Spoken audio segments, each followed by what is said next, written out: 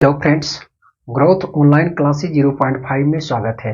तो आज हम क्लास 10 मैथ चैप्टर 8 त्रिकोणमिति का परिचय से सब्जेक्टिव क्वेश्चन लेकर आए हैं, जो आपके लिए बहुत ही इंपॉर्टेंट क्वेश्चन है। तो बाबू क्वेश्चन है बाबू कि यदि थीटा बराबर 30 डिग्री तो सिद्ध करें कि 4 cos cube theta minus 3 cos theta बराबर 0 है। तो हम हल करेंगे बाबू। तो हल करेंगे तो हमें दिया क्या है, थीटा का मान दिया हुआ आपका 30 डिग्री। तो जो क्वेश्चन आपका दिया हुआ ना, LHS से चलेंगे RHS की ओर। तो LHS में क्या दिया हुआ है बाबू, 4 cos cube theta minus 3 cos theta, है ना। हमें लाना कितना है, 0 लाना है। तो बाबू 4 कोस क्यू और थीटा की जगह बाबू हमें कितना रखना है, 30 डिग्री। तो ये 30 डिग्री हमने लिख दिए, माइनस 3 कोस थीटा। तो थीटा की जगह कितना रखना है, 30 डिग्री। तो हमें ध्यान देना होगा, यहाँ पे हम आपको रब करके दिखा देते हैं। तो बाबू आपसे पूछा जाए, यदि सिर्फ पूछा जाए कि कोस 30 डिग्री माने कितना होता है, कोस 30 डिग्री माने होता है बाबू √3/2। तो बाबू यहाँ पे कोस क्यू है, तो इसका मतलब है कि इसकी मान पे भी आपका कितना होना चाहिए, क्यू होना चाहिए। तो √3 का क्यू कर रहते हैं तो नोतिया 27 हो जाता है, यानी 3 तिया 9 नोतिया 27 बटे हो जाएगा 2 दूना 4 4 दूना 8 हो जाएगा। तो अर्थात हम लिख सकते हैं बाबू 4 √27/8 माइनस यहाँ पे क्या लिख सकते हैं, तो 3 गुने, और कोस 30 डिग्री मानी होता है √3/2 होता है ना। तो ये कट जाएगा कितना बार में, 2 बार में कटता है। तो √27 थोड़ा सा नीचे करके लिखते हैं, यहाँ पे हो जाएगा √27/2 माइनस 3√3/2। तो बाबू यदि हम 27 का वर्गमूल निकालना चाहते हैं तो 3 से लगाएंगे तो ये 9 बार में, फिर 3 से लगाएंगे तो 3 बार में। और हम जानते हैं कि वर्गमूल में कितने का जोड़ा लगता है, क्या आप लोग जानते हैं ना। तो आप लोग पहले से ही जानते होंगे, जिस वक्त आप 6, 7, 8 में ही पढ़ते होंगे उस वक्त। तो बाबू वर्गमूल में 2 का जोड़ा लगता है, तो 2 में से 1 निकल जाएगा। तो इसका कुछ नहीं निकलता है बाबू, तो ये रूट में ही रह जाएगा, जैसे था वैसे ही रह जाएगा। अर्थात हम लिख सकते हैं √27 को 3√3/2 माइनस 3√3/2। तो हम इन दोनों में क्या संबंध देखते हैं कि एक आपका निगेटिव में है और एक आपका पॉजिटिव में है, दोनों आपस में कट जाएगा। तो मेरे पास परिणाम कितना आएगा बाबू, 0। तो ये आपका RHS की तरफ कितना आया, 0। और यही हमें कह रहा था प्रूफ करने के लिए, तो यही आपका आंसर हो जाएगा, ठीक ना।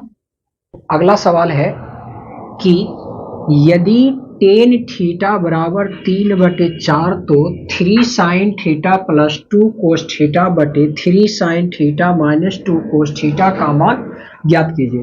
तो बाबू ये आपका थोड़ा सा लॉन्ग बनता है, लेकिन अस्थिर से यदि आप इसको देखते हैं सही से तो आपको इसको चुटकियों में खत्म कर सकते हैं। तो बाबू जो दिया हुआ है ना, उसको हम सबसे पहले लिखना चाहेंगे कि दिया है, क्या दिया हुआ है बाबू। तो दिया है टेन थीटा बराबर 3/4, और हम जानते हैं कि टेन थीटा बराबर क्या होता है, तो P/B होता है, यानी लंब बटे आधार होता है। तो बाबू यहां से हम माना P बराबर 3K क्यों माने, आपसे पूछ सकते हैं कि K क्यों माने, क्योंकि बाबू ये आपका अनुपात में दिया हुआ है। फिर B बराबर हम मान लेंगे बाबू 4K। तो यहां से P का मान पता हो गया और B का वह मान पता हो गया, तो हमें H का मान ज्ञात करना होगा। तो H बराबर आपने फार्मूला पढ़े होंगे, H² बराबर P² प्लस B²। तो बाबू यहां से P का वैल्यू दिया हुआ है 3K, तो 3K का स्क्वायर कर दीजिए, प्लस B, तो B का मान दिया हुआ है 4K, तो 4K का स्क्वायर कर देंगे। तो इसका स्क्वायर करेंगे बाबू तो 3 तिया 9 के स्क्वायर हो जाएगा, यहाँ से प्लस 4 चौक 16 के स्क्वायर हो जाएगा। अब इन दोनों को आपस में जोड़ देंगे तो 9 और 16 को जोड़ेंगे बाबू तो 25 के स्क्वायर आएगा। ये आपका आया h स्क्वायर बराबर, हमें चाहिए क्या h बराबर, तो ये आपका रूट में हो जाएगा यानी 25 के स्क्वायर हो जाएगा। तो बाबू 25 आपका होता है 5 का वर्ग और 2 गो के में से 1 के निकल जाएगा, इसलिए हम कह सकते हैं कि h का वैल्यू कितना आ गया, इसलिए h का वैल्यू आ गया 5 के। तो हमें क्वेश्चन में कहा क्या रहा कि 3 sine theta plus 2 cos theta, 3 sine theta minus 2 cos theta का मान चाहिए, बस मान रख दीजिए। तो 3 गुना साइन थीटा, तो साइन थीटा बराबर होता है P बटे H, क्या होता है P बटे H होता है, साइन थीटा बराबर P बटे H होता है।